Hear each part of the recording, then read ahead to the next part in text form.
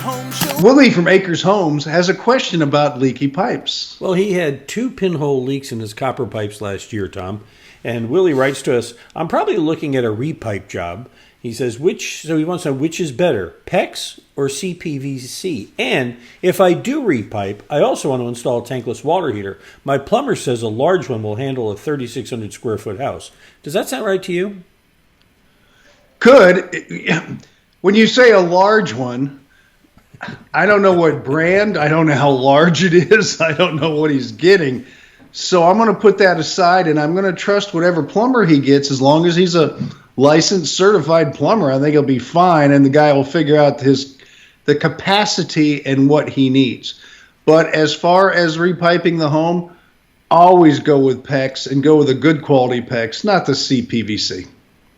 Okay, fair enough. You got a question, Tom will help you out just like that. Easy peasy. Just go visit HomeShowRadio.com. Fill out that Ask Tom form right there on the homepage. Send it in. We'll send out a video just like this to answer your questions on our Facebook page or YouTube channel or even our website at HomeShowRadio.com.